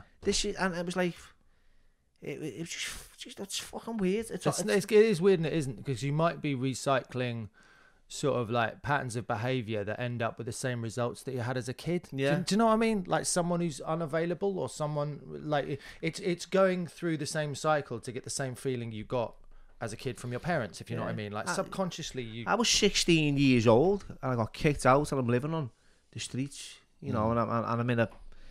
You know, there was a brasses on Edge Lane. Remember Edge Lane years ago? Used to be like, and I'd be in some fucking flat, and that was it. You know, I didn't use drugs at that age, but, you know, I started to pretty quickly after, you know, being in the company of, you know, they say don't eat bad company corrupts good character. No, I believed I was a good kid. I believed I wanted to achieve things, but I ended up in all the wrong places, and I didn't want to be there. You know. But it's all a learning curve, man. Yeah, it's all like every mistake you make is a chance for because there's PTSD, but there's also PTG. Do you know, like positive post-traumatic growth, where the things that like have been traumatic, you can actually, depending on the personality type you are, you can use it as a weapon for growth. Yeah, you can use it as a transformative thing in a good way. It's because every time there's a fuck up and you deal with it and you come back, you're just a little bit more ready. It's like you're a bit more immunized to the world, and you're a bit more ready to deal with some other piece of shit. And that's exactly what a friend of mine said. He said, Bill, you've got to walk through the pain, you've got to walk through the mud, the nails, walk through the feelings, and if you come out the other side without fucking killing yourself, you'll grow from that. And sometimes I'd be in the fetal position listening to sad songs when relationships would break up. And I wouldn't. Darren, seriously, I couldn't cope sometimes. I had all these feelings that were really difficult to kind of like understand. And when you talk about growth, and the more I've been through it, now I could just like, if that happened again, I go, move on. Sometimes I look back and go, what the fuck was I doing with that bird back then? Yeah. Oh, I had the drive on an hand grenade for 8 years ago. I wouldn't even give it a sign. It's hard not to be like hard on your younger self sometimes, I think. With the benefit of the experience and the hindsight you've got, it's hard not to look back at a younger version of yourself and go, fucking hell, man. Do you know what I mean? What were you playing at? Talking about? I've got no idea none of that. What you're talking about, mate. All I was fixated on is, shall I eat 6 meals a day? Shall I eat 7? What am I training? You had an obsession. I had an obsession, lad, with bodybuilding, so I didn't get all that, and it was like, fuck that bird, I'll just nail it and leg it, get the next one, and that's all I had. Do you remember years ago they were called infatuations, weren't they? Yeah. Oh, you're infatuated with that girl. Yeah. You know, and the reality was it's an obsession, and you become what you think about, and that's like the main force. Just total obsession. I was just wanting to enter contests and win them, and nothing else mattered, mate. Do you know what though? Do you know? I heard you mention Eckhart Tolle, the Power Now, right? Yeah. Which is for me the answer to everything, right? That fucker's already there all the time. He's just straight in the moment. So this is what I'm on about. Eckhart Tolle is he's like a philosopher, and but the whole idea is you be in the moment. You stop thinking. You just fucking experience. I just wanted to get. If I wanted to eat like so many thousand fucking grams of carbs that day, I was getting to that thing. If I wanted to eat so much protein out there, and I didn't think about the next week. I just thought about that day and what I was doing that day and what I was doing that day and what I was doing that day. So birds to me, see you later. Yeah. And that's how I was for years, mate. Until, you know, obviously met me missus and that. And that's how I was. I just legged them. Just legged them. Every relationship I was in, I just legged after a couple of like months or so, or a year or so. I just legged them. Yeah, I did get engaged a few times though, lads. About 5, lads. Do you reckon he's in denial around a few about things? 5. No, that was do you know what? That was like just to keep people happy. Yeah. You know what I mean? And keep people happy, because they knew I'd like that bird and I'd like that bird and like that bird. So these birds would come along and they say, oh, you know, fucking your baby was engaged to her. And I go, oh, go and fucking get yourself. We'll be giving Darren a hug after this. We'll have him I don't even know what you're talking about. I don't. I'm gone, lads. No, and you know what? Fair enough, because you've got to have to go through that kind of that trauma and that therapy. But both of you said you had parents who, like, you know, never supported you. Where I did. So I didn't have that, you know, where you said you wanted to impress your dad. I didn't want to impress me dad, but... You wanted to impress Purple Aki, though. Yeah, I wanted to impress him. I impressed him in the end. That's the thing. After the one fucking, I think the Mr. England, he was well impressed, mate, Aki, lad. But I was a little bit old and I was off his Richter. But, my dad did support me, Bill, but not like, he was not one of them people who went, come on, lad, but lad, if I needed anything, I'd ask me dad and he'd give me it. Yeah. That's nice, Dan. Yeah. So is your dad one of them where he would never openly give you any praise, encouragement, but you knew deep down he was of course, mad, you know, I told Billy a story after he passed away young. So after he passed away, a mate of mine see me and he went, oh, your dad loved you, lad, you know, he never shut up about you. My mate worked on the door where my dad used to have a bevy in. And I went, my dad? And he went, yeah, because he never ever said, oh, you've done well in this, you've won that, you've done well in this. But to other people he did. And he said to me, he said, lad, it used to carry every time you'd win a show, he said, he'd get the pictures. He wouldn't ask for them, he'd rob them off someone, you know, or a family member. And he stuck them in his top pocket. And then when he'd go like the door where my mate was on Paul, he'd get them out. And he'd go, lad, have you seen our dad? And he's just won this, he's just won that. And I never knew that. Do you know what I mean? So, you know, that was sound. So I didn't get what you's got. I got a pat on the back now and again, like. Do you know what I mean? So maybe it comes from that. Yeah. Yeah, you know. But with your kids, would you then go the other way and be looking them in the eye every morning and going, dead proud of you, well done? He'll tell you now. Exactly, that's what I do as well. Yeah. Exactly. So I didn't get it. I didn't get that so much off my dad. You didn't get it off your dad. But then you go, what would I have wanted as a kid? Yeah. I will provide this to my daughters. I mean, we're going to make our own set of fuck ups. Yeah. Like, but beyond our awareness, there's going to be something we do which give our girls a like complex about something or whatever. You give your kids a hug. You give your kids a hug or whatever. Are we from a generation where you didn't get a hug off your dad? Whoa, exactly. Hang on a minute. Yeah. Like, I remember, like, our kid giving me dad a hug at Kimbo and he'd go like, you know, like Mr. Burns out of thing. Like that, you know what I mean? But you know, we come from a different generation. Now we give out hugs to our kids and you tell them how proud you are. But we come from a generation of parents where they didn't do that. Yeah, exactly. You know, it's a little slap on the back. But I bet your dad now tells other people about you and goes, oh yeah, my he lad's does. a top comic. And do you know what? And he tells me he loves me all the time, and I tell him I love him, and I've trained him into that, and we hug all the time, and he has. And what's great, he's like a stubborn 70-odd-year-old Irishman. But in the last 5 or 10 years, I think he has. Irish parents are tough, aren't they? We're all from Irish backgrounds. Stubborn as They're all tough, aren't they, mate? It's that tough proper, not back down, not apologise, not. And that's the thing, is like I'm always one to sort of selective thinking. If I fucked up, I want the chance to acknowledge that in my head and acknowledge I've fucked up. Because if I don't acknowledge where I fuck up, I'm never going to get better at shit. So I'm happy to go, do you know what? Apologise for that. I screwed up there. This is where I'm wrong. I'll keep an eye on it. Because if I don't take responsibility, I'm just going to keep making the same mistake, aren't I? Yeah. Anyone can blame other people for everything in their life. They're never going to move on. Yeah. You know, and I think my dad over the years has sort of realised, he's gone, oh yeah, in the last 10 years, and he started like apologising for shit, like properly, and you know. I think my dad had that he drank a lot over the years, and I think when I forgave him when I looked into his eyes one day and I could see all the pain that he'd been through, but he'd never tell you about his past. I never knew nothing about my dad. I still don't. I don't know about his past. I don't know his history. I don't know what it was like growing up for him. I can just imagine it was tough, because if you're treating your child like the way you did, then there's something wrong. And drinking and very abusive and very controlling. He used to sit there and it was horrible. And we used to, there 6 of us, I'm sitting on a sofa with my 5 younger siblings, and you know, I didn't feel like I was ever a child, I could ever grow up. You know, I was always looking after these, I was always in fear. It got to a point where I'd get it and I wasn't bothered about getting it anymore. It was when it was going to happen. Standing in a corner with your hands on your head and having your dad marching up and down and thinking, it's going to happen, but when and you're flinching.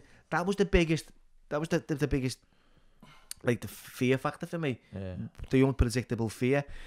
And then over the years, you know, like blaming him for the way, you know, I was, and you know, because there was no choices. I mean, they talk about choices and guidance and role models. I never had like a role model in a sense. I had a boxing coach, which was good, and I enjoyed boxing, and I would have had a career in it.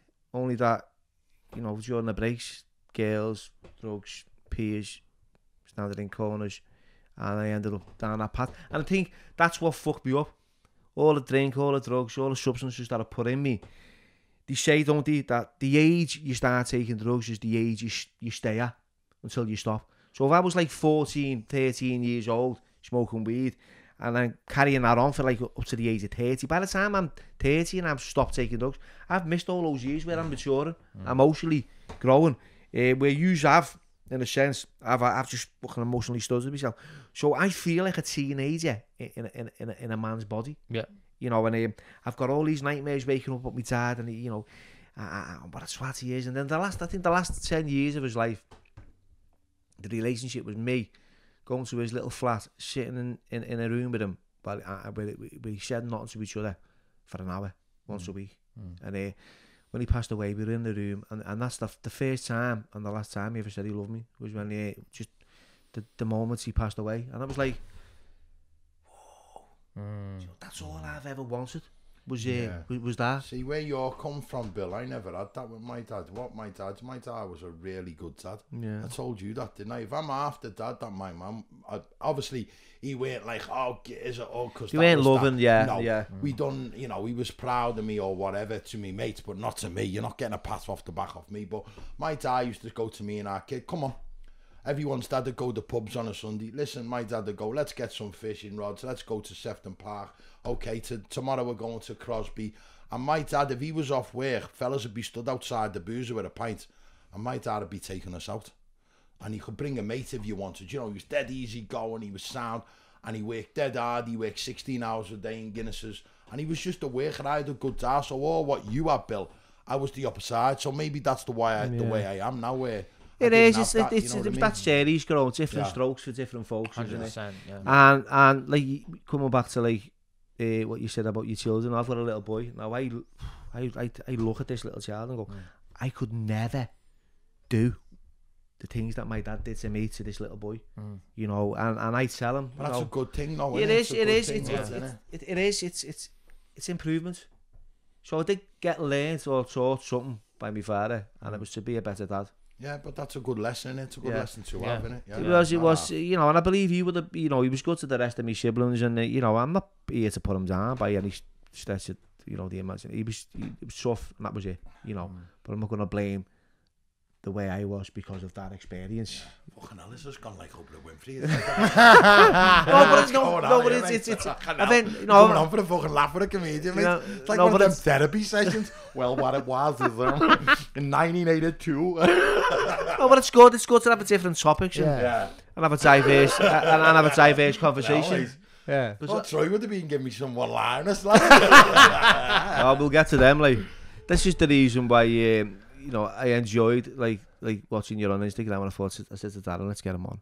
Yeah. I said he's one of the lads in. But do you know what? He's completely the opposite of what you expected. What I thought. Yeah. Like, well, I remember seeing an interview with Jonathan Ross, and Jonathan Ross, his hero was what's he called? Gene Wilder, and he interviewed Gene Wilder, and he was all excited.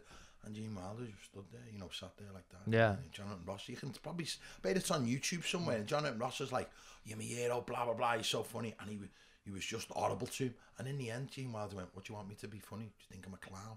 And it was like, wow. So they say that about comedians when you meet them. Sometimes, I bet you when people meet you, they just were like, oh, lad, tell us a joke. Lad, make us laugh.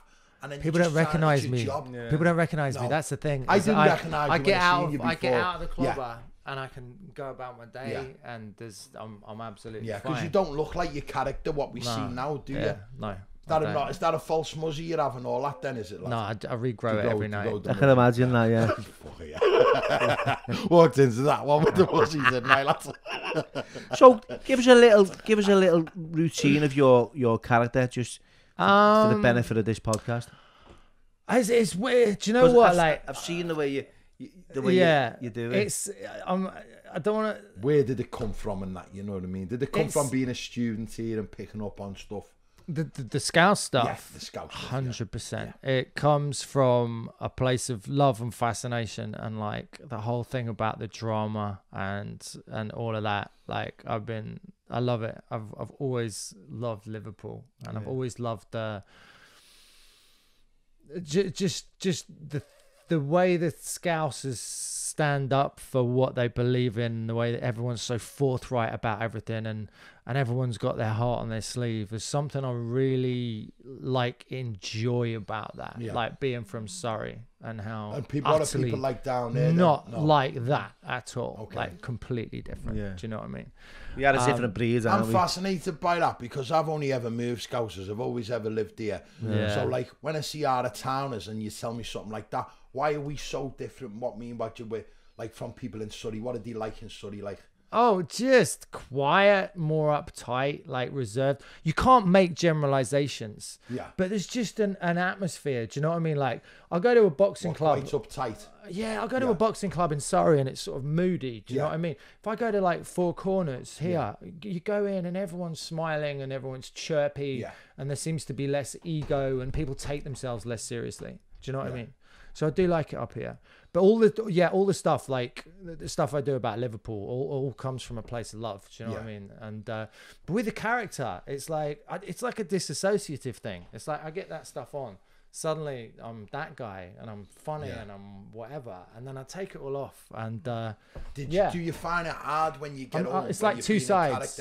To switch back to your normal self. No. I'm in the car listening to a podcast, fucking whatever. Here's the thing, right? I used to try and be the funniest guy in the world. I used to try and be the loudest guy in the pub. Okay, until I started doing comedy, and I just chilled the fuck out. Yeah. Like when I'm doing comedy, that's my job. I'm being funny. I'm being loud. Don't need to do it. Okay. Do you know what I mean? Yeah, and this is a podcast and stuff, and it's like, come on, do your thing. Yeah.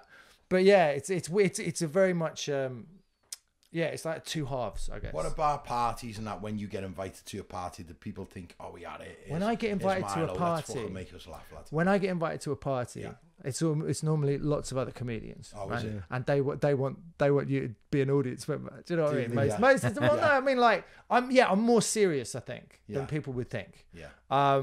Like, am I? I guess people consider me funny at parties. I don't know. It's not something I think about because I'm not asked. Who's your favourite comedian? My of all favourite time. comedian of all time. Oh God, this is a tough one. You know, I'll be honest. I try not to watch too much. This sounds ridiculous. I try not to watch too much comedy because I want to try and have what I'm doing be as unique Instead as of possible. being like plagiarising other. I mean, I like people like Zach Galifianakis. Yeah. Like Hangover. I like Tim and Wait, Billy put that out to me because you see my cat go. I like Tim and Eric. They do sketches on Adult Swim. I like kind of odd stuff.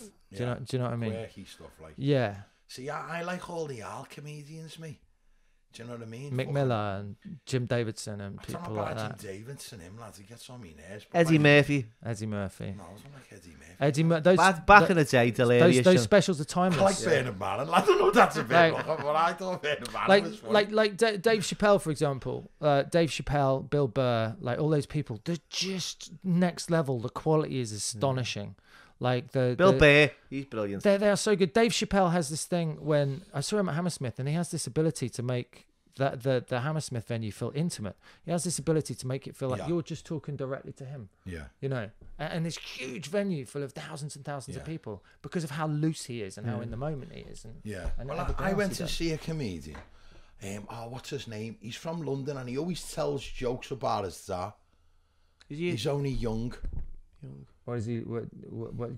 I can't remember his name, but give me a bit of his material or what he looks like. Well, what he looks like is quite like dark hair, like you.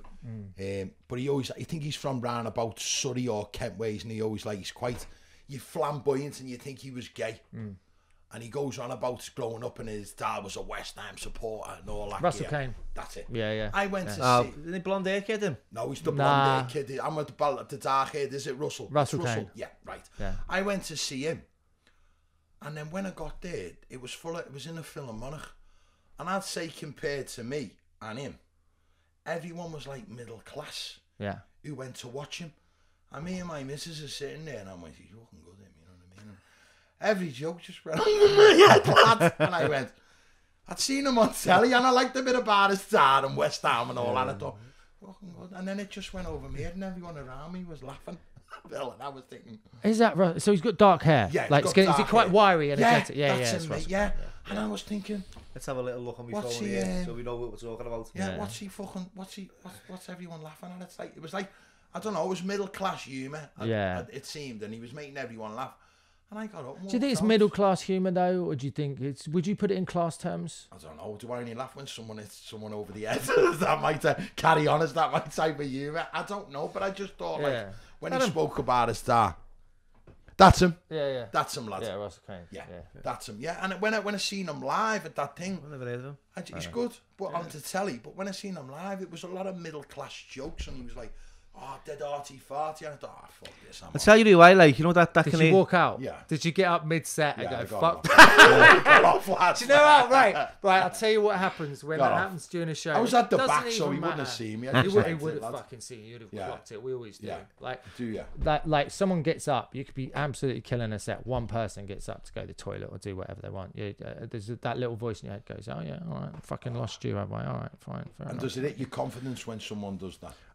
It kind of like I feel like it throws a hook that used to catch me on the chin, and now I can kind of catch it on my glove, kind of thing.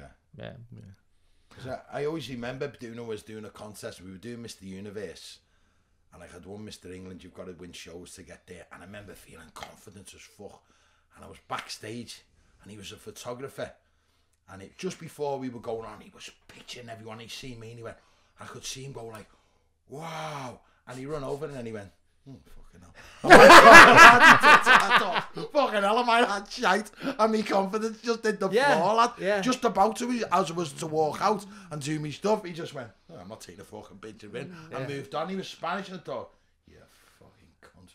Yeah. No, he fucked up, but I can see where you're coming from on that one. Clock it. You do, you clock it, man. Yeah, it does, and it can fucking be like a little spear to the heart, can't it? Yeah. Of course, I mean, let's be honest, me doing comedy, you doing boxing, you doing like your bodybuilding, we're all looking for love and attention, aren't we, in those ways. We're all looking for approval. That's what I was looking for, but I wasn't genetically gifted to win it. Why did you want to win? Why? Because so you could be remember He-Man when we were kids, I wanted to be He-Man, and that was it. Lads, I wanted to be the snidest dog that I wanted to be Cringer. That wouldn't fucking follow me around nowhere. Ben the Beagle, 2 left feet, fucking Cringer behind me.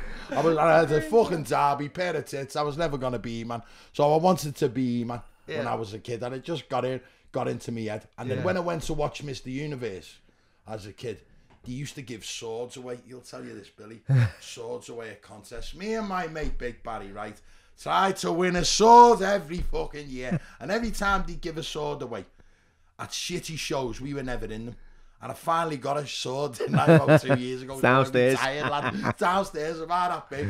Fucking hell, Milo, I'd take the head off you if I hit you with it. But I don't know, it must have stayed in my head. I wanted a sword, lad.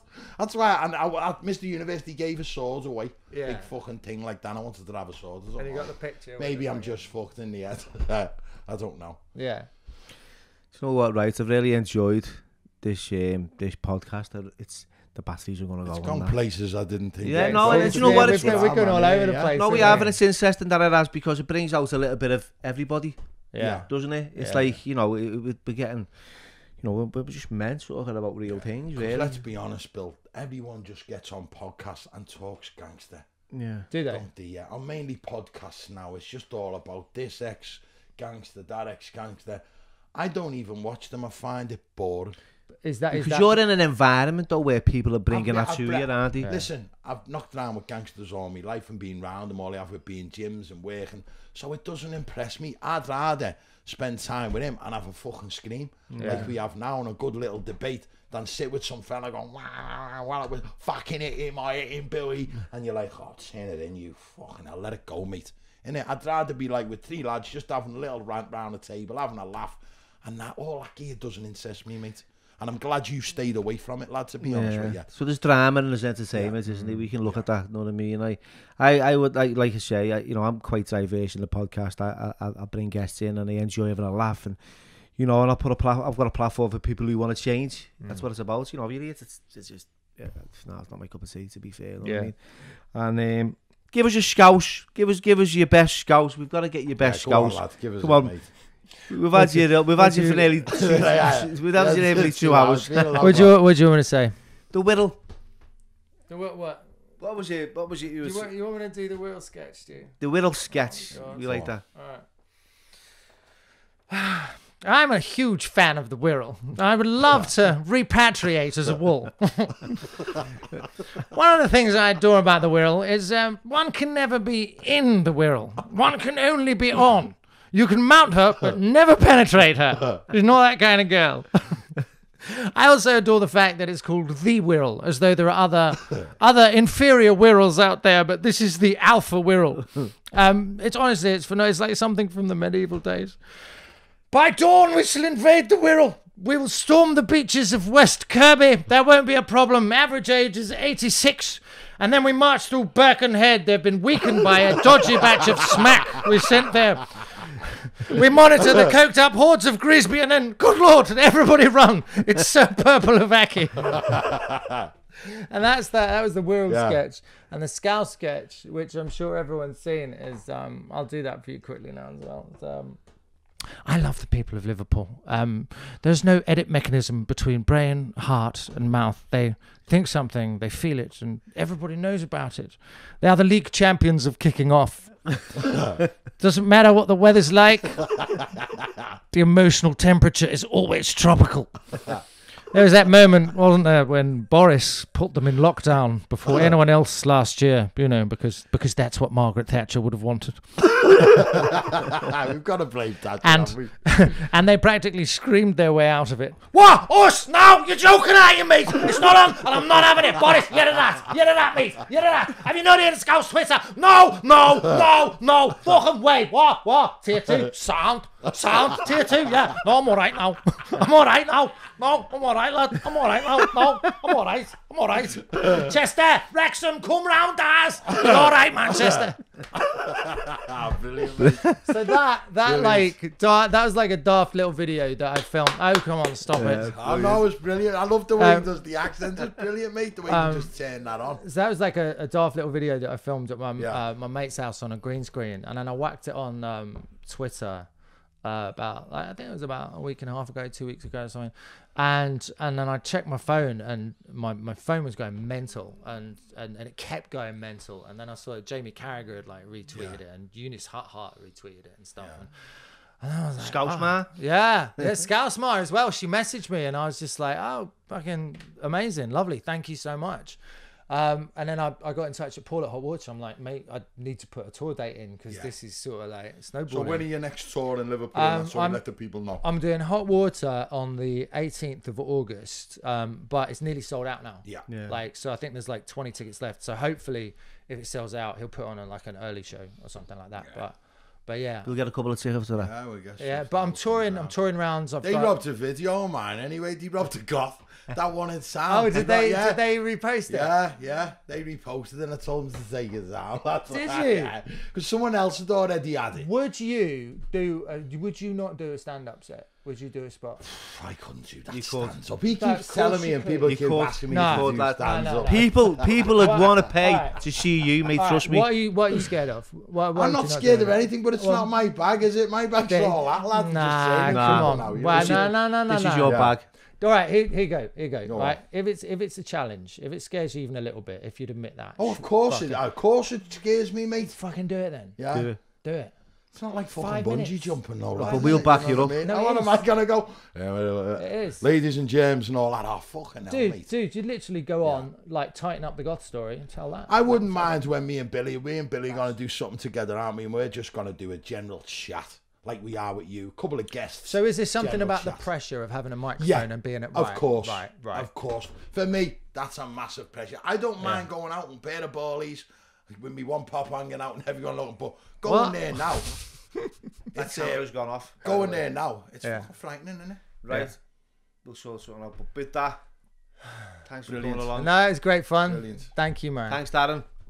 God, you got hands like fucking bricks, ain't you?